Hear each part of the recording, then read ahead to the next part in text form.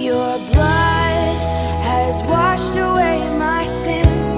Jesus, thank you. The Father's wrath completely satisfied.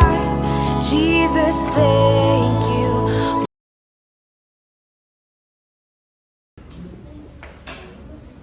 Isa pong pribileyo na magsalita sa church ninyo. And I'm glad meron tayong community church, kapatiran dito po sa dako ng Jebel Ali. Kami po yung mga nawawalang kapatid nyo. Dito sa compound.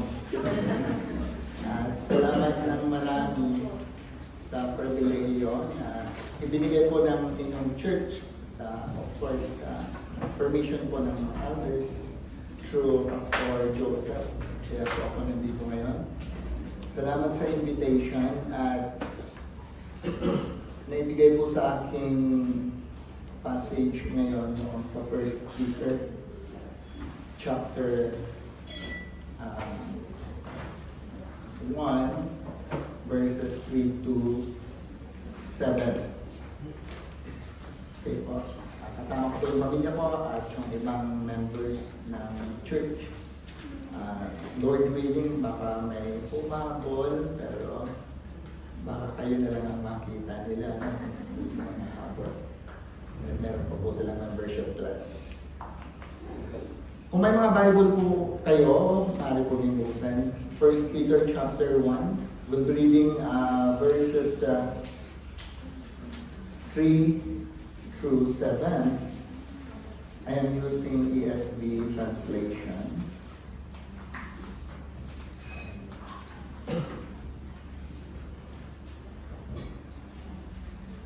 So the title of the sermon this afternoon is Joy in Salvation Despite Suffering. So kindly follow with your eyes and read the whole verses. From verse 3, Blessed be the God and the Father of our Lord Jesus Christ. According to His great mercy, He has caused us to be born again to a living hope through the resurrection of Jesus Christ from the dead, to an inheritance that is imperishable, undefiled, and unfading, kept in heaven for you, who by God's power are being guarded through faith for salvation ready to be revealed in the last time. And this you rejoice, though now for a while, if necessary, you have been grieved by various trials, so that the tested genuineness of your faith, more precious than gold that perishes, though it is tested by fire, may be found to result in praise and glory and honor at the revelation of Jesus Christ. Nawa ang mabuting Diyos ang siyang patuloy na magbalak sa kanyang pagkabasa ng kanyang salita. Let us pause for a moment. Hindi ba tayong welcome sa Lord? O dakilang Diyos, kayo po you're worthy of our praises and worship this afternoon. We know that you are the Creator and the Sustainer of all things. And for this moment, without the work of the Holy Spirit, we can do nothing. Praying that the Holy Spirit may intervene to us. You just use me as your mouthpiece and bless the heart of your people. Gamitin ko po yung mga promises to comfort for those who are in suffering right now. At kung may mga hindi mananampalataya, in the gospel, magkaroon po sila ng blessed hope.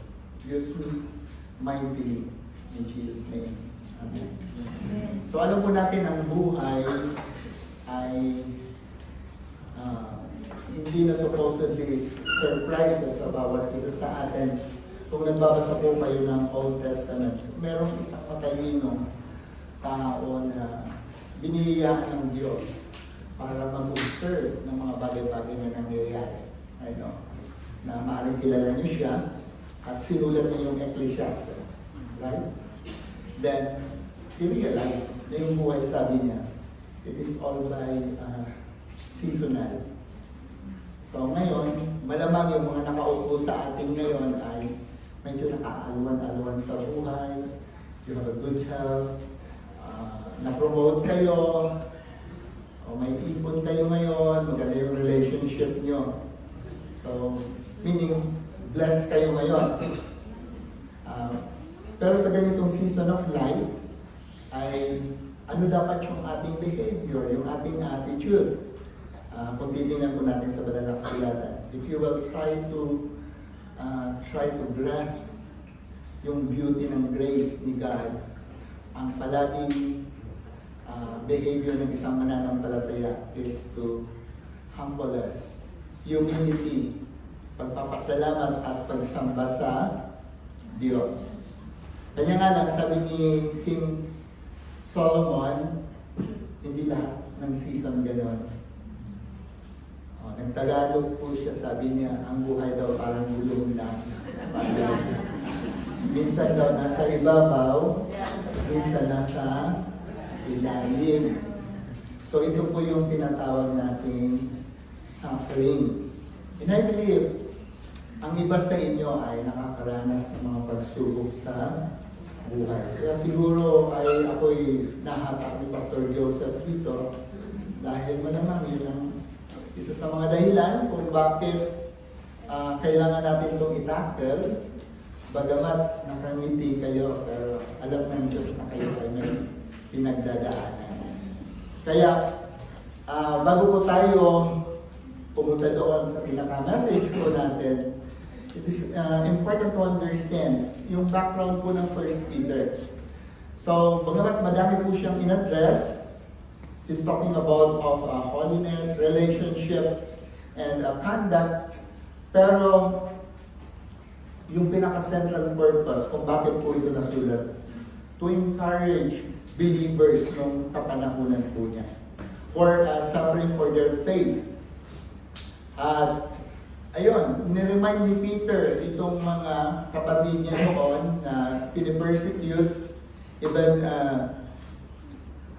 hindi sila deserve ng mga trials sa pinagdadaanan nila. Sabi ni Apostle Peter, huwag kayong mawala ng pag-asa. At ayun, itinuturo niya palagi sa gospel. Itinuturo niya palagi sa ating Panginoong Jesus. All the sufficiency of Christ, who alone can strengthen and sustain them in their suffering. Sabi ni Peter, fix your eyes on the living hope. They have a true Christ, an unshakable promise that gives purpose to their pain and assurance of future glory. So this afternoon, so as I said, kung wala kayong pinagdadaanan, huwag kayong mag-alala. Pagdadaanan nyo rin yan. So, ngayon, be humble, enjoy the blessing, worship Him. But this afternoon, we're going to study on joy in salvation despite suffering. So alam nyo, pagdating po dito sa verse 3, sabi niya, "Blessed be the God and the Father of our Lord Jesus Christ." Sabi po ni Professor Berkouwer, he said, "Gentlemen, all sound theology must begin and end with doxology. In other words, everything we learn about God should lead us to praise Him. If our understanding of God stays only in our heads and never touches our hearts, it becomes just an empty study." So, very clear kay Apostle Paul na yung mga teaching, lalo na yung mga deepest truth about God, he suddenly breaks into praise and says, "Oh, the depth of riches of the wisdom and knowledge of God. How unsearchable His judgment and His path beyond tracing out." In short, real theology doesn't just to inform you, hindi lang po na para matuto tayo dito. It moves us to worship. Ito po yung paumpisa kaagad dito ni Peter. Sabi niya, "Blessed be the God and the Father of our Lord Jesus Christ." It begins with this doxology. So, I just only have 3 headings. Joy and salvation despite suffering. You know what? We can enjoy or we can have joy in the midst of the suffering because of the way people are saved.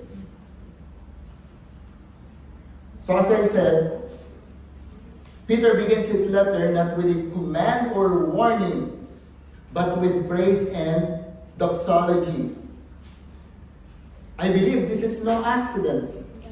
He opens with worship because salvation itself is rooted entirely in the character and mercy of God. Napakaliwanag po dyan. Sabi niya, "Blessed be the God and Father of our Lord Jesus Christ. According to His great mercy, He has caused us to be born again to a living hope through the resurrection of Jesus Christ from the dead."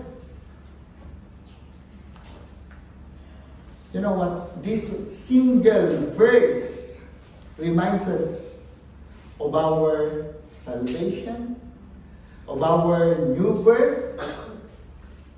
And this verse reminds us, doesn't begin with us. Napakaliwanag dyan, wala kayong ambag, wala tayong ambag. It is not something we earn. It is not something we deserve, even initiated. Rather, it is God who acts first. How we got saved? Because of His great mercy. Because of His power. Himayin natin ng konti. Bakit sinabi niyang naligtas tayo dahil sa napakadakilang awa, kahabagan, biyaya ng Diyos? Bakit nga ba?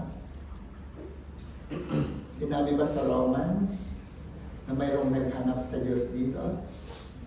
Hindi rin ako. Sinabi ba sa Romans na walang makasalanan, wala kahit isa? Hindi rin. So kung walang naghanap sa Diyos, kung lahat tayo makasalanan, kung lahat tayo dead spiritually, walang makaka-initiate na lumapit sa Diyos. Kapag meron kayong napakinggang ebanghelyo ng salita ng Diyos at nag-response kayo ngayon sa pagsisisi at pananampalataya, alam niyo, ang una niyong maiisip, napakadakila ng awa ng Diyos. Bakit isa ako sa binigyan niya ng buhay? Bakit isa ako sa nakaunawa? Bakit isa ako sa ngayon sa lumapit sa Kanya? Oh, what a great mercy. And not only that, we know that it is through His power. Patay tayo spiritual. Pero dahil sa salita ng Diyos, tayo ngayon ay nagkaroon ng buhay.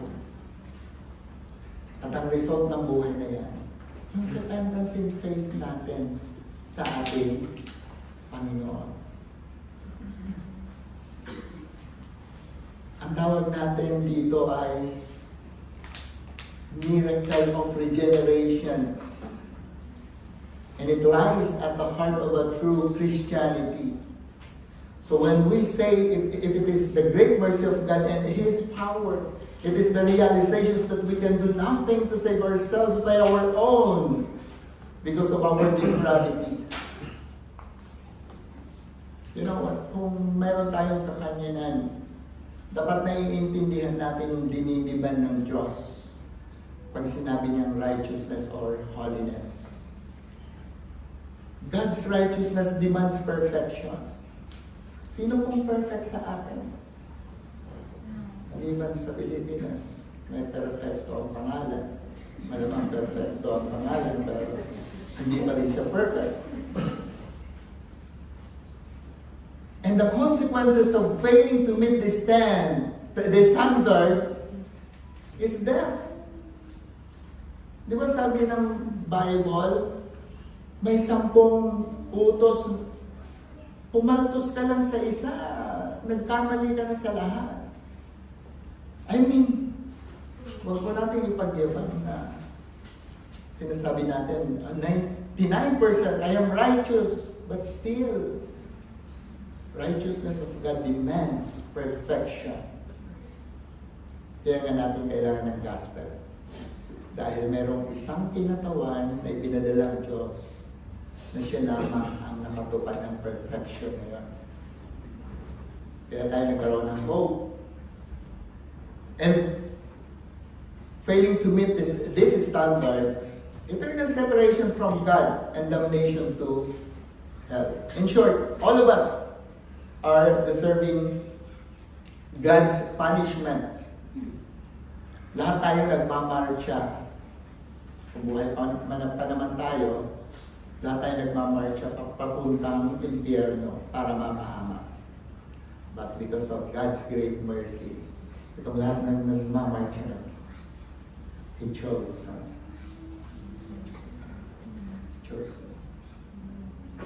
And then, ikaw yung nakapakinig niyo.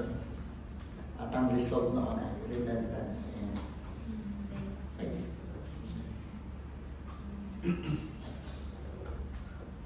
Very far from being a cooperative effort between God and man. Salvation, God's work from start to finish. The Bible teaches that faith is not the cause of our new birth, but the result of it. So we do not first believe and then become born again. We are first made alive by the Holy Spirit, the Spirit of God. And only then do we respond in faith. So this truth is deeply connected to the biblical doctrines of elections and predestination. Whether you like it or not, meron talagang God's elect. God chooses His people not based on what He foresees in them, but according to His own eternal purpose. He knows the future because He ordains it. And those whom He foreknew, He also predestined to be conformed to the image of His Son, not because of any goodness in them, but because of His sovereign grace. And look at what is the result of this divine work. Peter calls a living hope. Hope is not wishful thinking, but a confident expectation anchored in the resurrections of Jesus Christ from the dead. You see the full gospel in this verse. Believe to the real Jesus. Believe the Jesus that preaches by the Word. The Jesus who resurrected from the dead. You know, resurrection is the affirmations of our justification. The song we sang earlier, He appeased the wrath of God. Yeah. The whole life of the Lord is the full gospel. Even His life, when He lives here, may pinalaman po sa justification. He is our representative na yung dinidemand ng law ay hindi natin kayang gawin, sinunod ng ating Panginoon. We're justified, we're righteous, dahil nasunod ng Panginoon ang lahat. And not only that, even the crucifixion is for our justification. Kaya tayo nakaranas ng pagliligtas. Dapat tayo yung pinarusahan ng Diyos. Ibinuhos yung galit ng Diyos sa atin. Pero ibinuhos niya sa kanyang anak. He became a substitute. He became sin for us. It is also for our justification. Kaya pagharap natin sa Diyos, hindi tayo nakapamuhay ng perfecto, pero ang ating Panginoong Jesus, ginawa yan para sa atin. Tayong magbabayad ng kasalanan sa impyerno, ang Panginoong Jesus ang nagbayad niya para sa atin. At pagkatapos ng 3 araw, nandun yung affirmation and justification.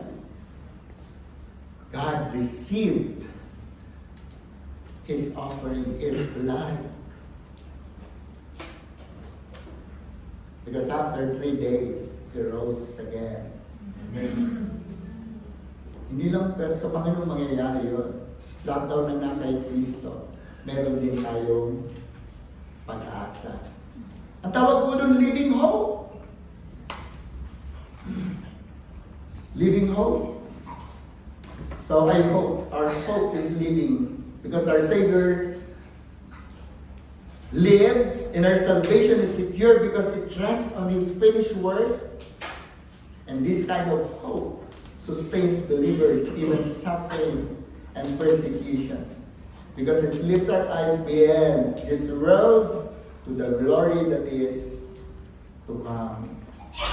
All of this, the mercy of God, the new birth, certainty of hope, the resurrection, and the eternal inheritance. That's why Peter begins with praise. Kaya sabi ni Peter, blessed be the God and the Father of our Lord Jesus Christ. True theology should always lead to doxology. When we rightly understand who God is and what He has done for us in Christ, the only proper response is worship. Di ba kung ang motivation nyo, pag-alis po ninyo ng bahay, oh, this is Lord's Day. I'll go to church together with my fellow brethren. We're going to worship God because we're living, we're serving, we're praising, we're worshiping a living Savior. Diba? Pag ganito kaya masarap kayo this day sa parang hinihili-hili mga matay nyo, di ba? Pero hindi. Pwede naman sa church eh. Ako nagpipig si pastor. Basta wala lang tumutulo, ha? Okay lang. Medyo habang nakapigit. Ito mga. Ganun lang. So, yun po yun. When we rightly understand who God is, and He has done for us in Christ. This is our proper response. Worship. So again, we can rejoice even in the midst of the trials and suffering because of this great salvation we have in the Lord. Then the truth moves the heart, humbles the soul, and fills the mouth with praise. The number 2, joy in salvation despite suffering. We can have joy in the midst of suffering because our salvation is a living hope, secured and kept by the power of God. Look at verse 4 and 5. To an inheritance that is imperishable, undefiled, and unfading, kept in heaven for you, who by God's power are being guarded through faith for a salvation ready to be revealed in the last time. So when we are born again, we are born into a living hope through the resurrections of Jesus Christ. So these verses tell us this hope is not a vague wish, but a confident expectations of an inheritance that is imperishable, undefiled, and unfading, kept safely in heaven for us. Just as a seed buried in soil holds the promise of new life, our hope is alive because Jesus conquered death, guaranteeing our future. Being part of God's family means life that present and future belong to us through Christ. 1 Corinthians, this is the cross references. 1 Corinthians chapter 3, verse 21 to 23. So when we talk about inheritance, it talks about relationship, right? Family, siblings. Then if there's family, of course, you have your own what? Properties. Mga mamanahin, yaman. Di ba? Ganon din sa ating Panginoon. Bakit kayo nagtatrabaho dito? Di ba? Yung iba nagsisave para magkaroon ng mga properties sa Pilipinas. Pero alam niyo po ba na may mga pagkakataon, nabubudol tayo. Kaipon-ipon pa lang kayo, tapos nakapag-loan kayo ng malaki, nabudol lang. Nawala lang. Ang daming mga experiences na nag-stay sa abroad for 40 years, na pag-uwi sa Pilipinas ay wala. Diba nakakatakot yun? Pero sabi dito, yung ating inheritance sa ating Panginoon, sabi diyan, our inheritance is like a priceless treasure, locked securely in heaven, untouched by decay or loss.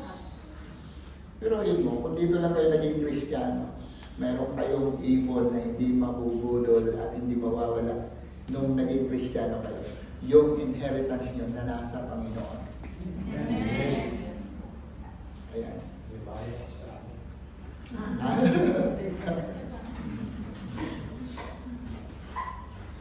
What I'm saying, verse 4 is beautifully described this inheritance in 3 ways. Number 1, imperishable. When we say perishable, meaning it will never die or decay. Undefiled, meaning it is free from sin or corruption. Then number 3, unfading, meaning signifying that it will remain eternally beautiful and captivating. So we can be confident this inheritance is securely kept for us in heaven by God Himself. You know what? Obviously, all of us are vulnerable. Kahit anong galing po natin, kahit ang galing nyo mag-compute lahat, lahat tayo ay hindi natin makikip ang lahat ng yan. But to God be the glory. What we have in the Lord, dahil Diyos ang nagtikip, kung ano yung biyaya niya na ipinaranas sa atin nung tayo ay naligtas, He is also the sustainer. Yun din yung kasapatan ng kanyang biyaya para makibiyay hanggang sa langit. So, don't worry about failing to persevere, losing this inheritance.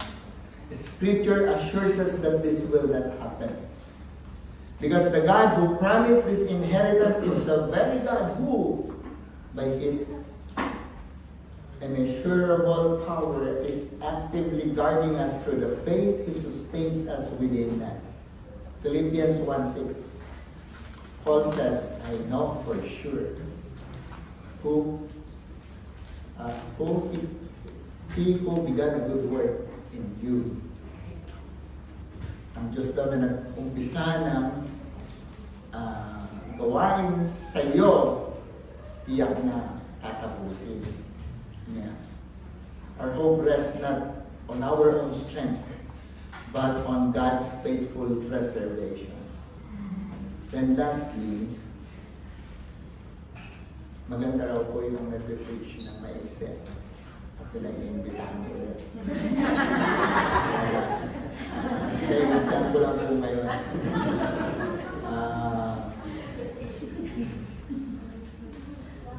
Joy in salvation despite suffering. We can have joy in the midst of suffering because we are commanded to rejoice. Look at verse 6 and 7.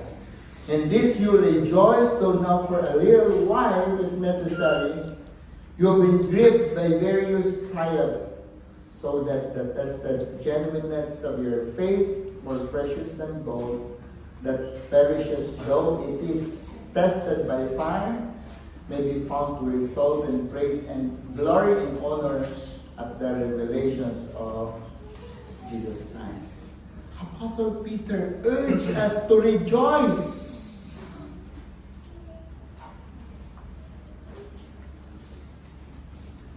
The word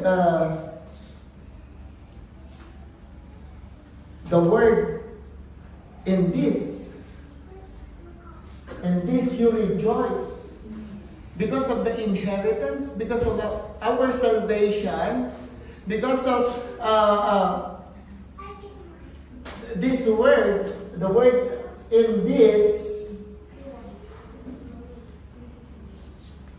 points back to the incredible saving work of the Lord na dinescribe po niya. His great mercy, our new birth, the living hope, grounded in Christ's resurrection, and the imperishable inheritance being kept in heaven for us. But rejoice. What does it mean? What does it really mean? You know what? It is not the same as fleeting feeling or momentary happiness that depends on our circumstances. Hindi po yun. Kasi yung happiness, pag na-promote ka, malaki sweldo mo, malusog ka ngayon, happiness lang yun. It depends to the circumstances. Biblical rejoicing is deeper than that. When Peter writes in this, you rejoice, actually, he's talking about the joy that is rooted in the unchanging promises of God. Not in the temporary pleasures or pain of life. It is a joy that flows from knowing Christ, being saved by His grace, and having this eternal inheritance. Meaning, the joy you have, kahit parang hindi mo na kayang dalhin ang problemang dinadala mo ngayon. But, deep in your heart, you know for sure that you are complete in the Lord. Amen. Alam niyo yung joy ng isang mananampalataya sa supposedly. As I said, di ba sabi nga ni King Solomon, season yung buhay. Kahit bonggang-bongga yung blessings niyo ngayon, hindi naaapektuhan yung joy. Yes? Papasalamat ka. Lalo ka nagpapakababa sa Diyos dahil yung iba ay may pinagdadaanan. Pero yun ay nananatili. Tawag yan, kung mga engineers po kayo, di ba yung status ko? Hindi nagbabago yung momentum, palaging constant, palaging zero. Same things, kahit may pinagdadaanan ka, punas na lupa. You're still complete in the Lord. Hindi siya naapektuhan yung mga nasa paligid nyo. You're complete in the Lord. Complete in Christ. Saying it lacks nothing because Christ Himself is enough. You know what? I am not after kung anumang inheritance ang ibinigay ng at inihanda ng Diyos sa atin. I know that He is the creator of all things. I know that He is the sustainer. But to be with the Lord someday is enough. Amen. Even when trials come, this joy doesn't vanish because it is anchored in something eternal, not temporary. In that sense, it's closely related to the peace of God that surpasses all understanding. Yung binanggit po niya sa Philippians 4:7. Diba? May dalawang peace na nabanggit. Kapag wala daw kayo kay Kristo, wala kayong peace. So, ibig sabihin, enmity kayo ng Panginoon, yung peace with God. Pero kapag na kay Kristo ka, mayroon ka ng peace with God. Pero hindi doon nagtatapos sa pagiging friend ng Diyos. Sabi niya, you will experience the peace of God, the tranquility of mind. Na kahit may mga pinagdadaan ng pagsubok, you know that I am content. Because I know my Lord is complete. This kind of joy is complete in Christ. So to rejoice then is to delight in the reality of who God is and what He has done. As I said, even while tears may still be falling, it is worship from the heart that says, even if everything else is taken from me, even my appointed time comes, Christ is enough. Christ is enough. Pero may napansin ko, sabi niya, darating daw you have been grieved by various trials, while if necessary. Alam niyo, naging question mark sa akin. Sabi ko, kaya pala si kapatid, hindi masyado dumadaan sa pagsubok. Kasi, if necessary lang naman pala. Di ba, no? Ano yung purpose niya? So, kaya iba-iba yung pinagdadaanan ng tao, di ba? I mean, mukhang wala lang akong problema, pero alam ng mga elders yung problema ng pastor. Di ba? 12 years ago, sorry, Pastor Joseph, ang lago pa ng buhok ko.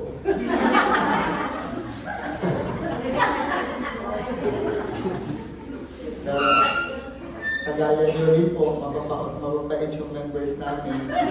Kaya ganito po, hindi ko alam, kakakanin ko yata. Joke lang.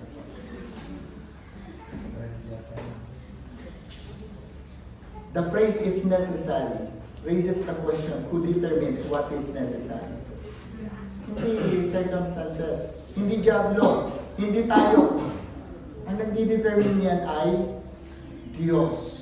As is evident from the context of the passage. If necessary,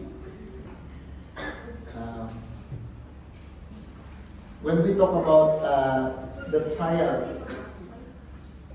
if necessary, you have been grieved by various trials so that the tested genuineness of your faith, when we talk about that, siguro ang may pinakamagandang illustration nito, mismo yung offer. Alala niyo po, si Peter, sabi ni Jesus sa kanya, Simon, Simon, behold, Satan demanded to have you, that he might sift you like wheat. But sabi niya, but I have prayed for you, that your faith may not fail. And when you have turned again, ano sabi niya? And when you have turned again, ang kagandahan, pwede palang pag silobo ka ng Diyos po, pwede mong ma-overcome. Anong pinaka-purpose? Of course, to test the genuineness of your faith. Pero, kapag na-test na, anong sabi kay Peter? Strengthen your brothers. So, Satan's goal, this moment reveals the intense spiritual battle taking place behind the scenes. Satan's goal was to sift Peter, to shake, test him severely, hoping to destroy his faith. But Jesus, knowing what was to come, assured Peter that prayed specifically for his faith not to fail. So, try na i-consider yung bakit ito yung analogy niya dito sa dun sa tested genuineness of your faith, kung paano daw ginagawa yung precious gold. Try na i-consider kung paano yung sift. Kasi yung mga bata-bata dito hindi na alam kung paano pinag-iiwala yung palay sa mga ipa, no? Ngayon yata, parang yung mga high-tech na ngayon, yung treasures ngayon, pag gano'n, bigas na yung, hindi ba naman, nasa sako na yung palay. Pero noon, nung bata-bata pa kami, naranasan ko po na pagkatapos magdapas, mag-ani, yung hinahampas pa yung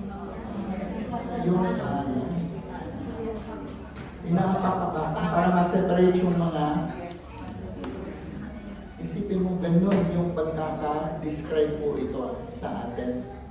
Yung pinagdadaanan nyo ngayon, ganun halos dinudurog kayo ng sitwasyon. Ang pinakamabigat rito, yung pagkakagamit niya ay various trials. So alam niyo yung various, yung ibig sabihin, problem after problem. Kung nag-loan ka, kakatawag pa lang ng anak niyo para sa tuition fee. Ito na naman tatay niyo, ay na-aksidente. Ito na naman yung, patong-patong na problema. At yung pakiramdam niyo, talagang yung talagang pinibigat. At kailangan matira yung faith. You know that Peter momentarily stumbled by denying Jesus. But he denied the Lord for 3 times. But Jesus' intercession ensured that his fall could not be final. Not only that, but Jesus gave Peter a future purpose. After being restored, he was to strengthen and encourage others. And I think this example is a good reminder to us Christians. Maybe some are believers right now, you may face severe trials. Always remember, they are never outside the reach of Christ's prayers and purpose. Hindi kayo ipapahintulot ng Diyos sa isang mahigpit na pagsubok sa buhay na hindi nyo makakayan. Sabi ni Apostle Paul. So, if necessary, meaning, the Lord will allow those things. God sees purpose in it. What is the purpose? So that the tested genuineness of your faith, more precious than gold, that perishes, though it is tested by fire, may be found to result in praise and glory and honor and the revelations of Jesus Christ. So, I don't know, like gold, di pa ako nakapanood, pero pag nakakita kayo ng raw, ng ginagawang gold, nire-refine yan, dadalhin po yan sa isang refinery. So, nandun pa yung mga dumi, susunugin, lahat i-purify siya. So, like gold, our faith is purified through trials. Just as gold is melted in intense heat to remove impurities, then leave behind only what is precious and pure. So too, God uses this heat of life's trials to strip away what is false, weak, or even self-reliance in our faith. But always remember, this fire not meant to destroy the gold, but to reveal its true value. I think the same way, trials are not sent to ruin us, but to reveal and refine the genuine faith God has placed within us. So, in our lives, suffering may feel painful, confusing, and sometimes you're shouting, gusto nyo nang bumigay. Even unbearable at times, yet under God's sovereign hands, those trials serve a refining purpose. I don't know, yung iba sa inyo baka nawala ng work, iba sa inyo betrayal of a friend, yung iba sa inyo merong broken relationship with your family, loved ones, spouse, but maybe those things brought us to a deeper dependence on Christ, learning to trust Him not just for a blessing, but for identity, strength, and purpose. Siguro po wala nang ibang isa sa mga nakaranas ng pagsubok sa buhay si Job. Job who suffered more than most declared in faith. Sabi ni Job sa chapter 23, verse 10, when he has tried me, I shall come out as gold. So the trial tested him, but it also testified to the reality of his faith. So I don't know, maybe you are, your health is deteriorating right now. Maybe some of you, your cancer diagnosis, or with a relational problem, persecutions for faith, or some of you're experiencing seasons, long seasons of loneliness. Maybe the furnace God uses to refine us. And what comes out of the fire is more than just survival. It's a purified, strengthened faith that brings praise, glory, and honor when Christ is revealed. So, after this testing, this refined faith, God says, it is more valuable than comfort or peace. I believe that the praise may be found the result in praise and glory and honor of the revelations of Jesus Christ. I believe for God's commendation. This is almost similar with after those trying times. Jesus said in Matthew 25 verse 21, "Well done, good and faithful servant." I believe that's the kind of praise Peter speaks of, praise from God to us. Not because we earned it, but because our enduring faith displays His grace. Imagine the gifts of faith God has given to us because of those trying moments. Then someday we'll see the result that your faith is genuine.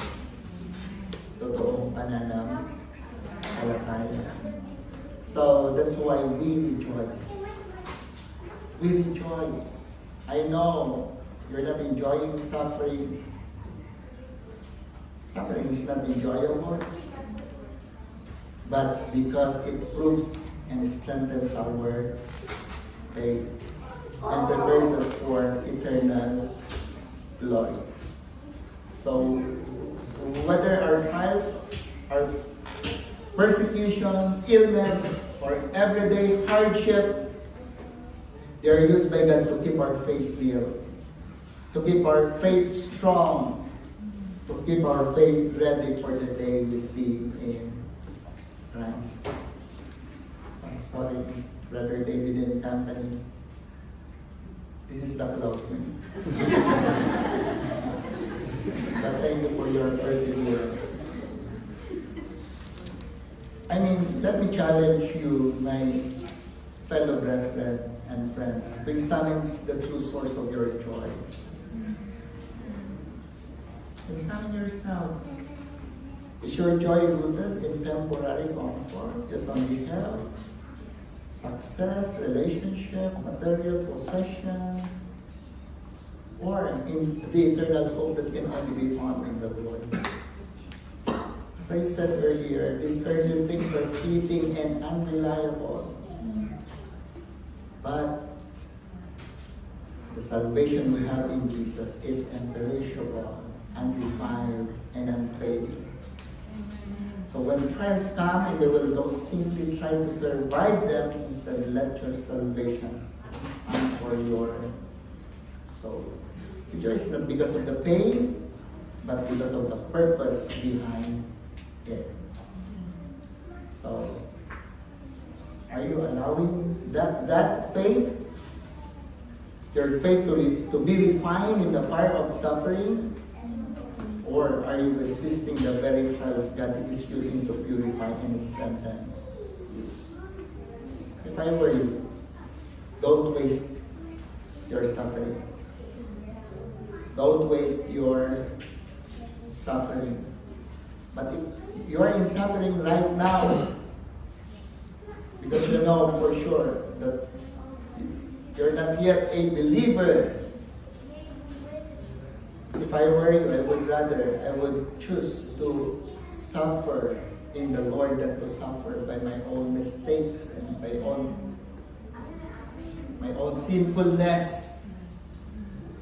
Repent of your sins, believe in the Lord. Because it is better to see you in suffering because you are in the Lord.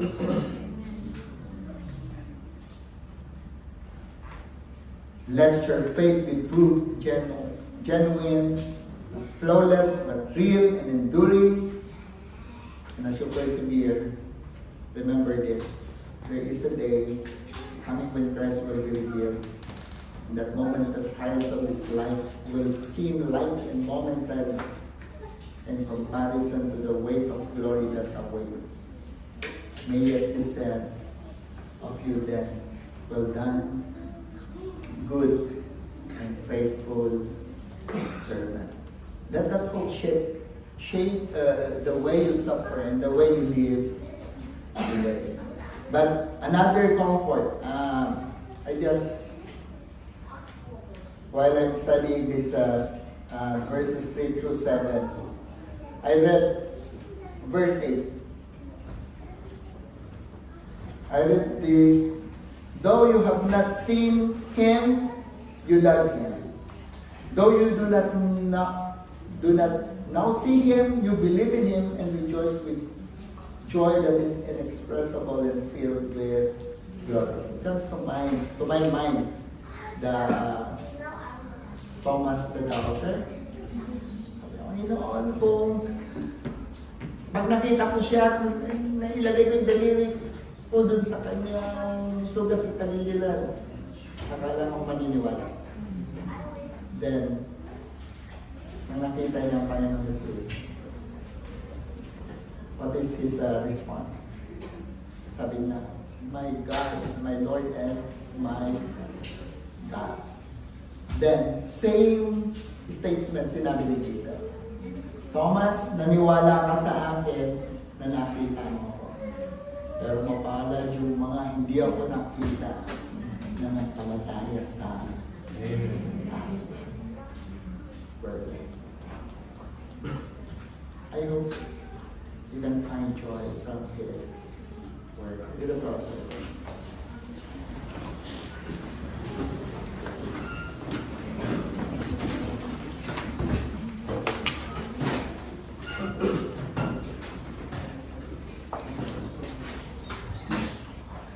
Once again, O God, we know that you are worthy of our praises and thanksgiving.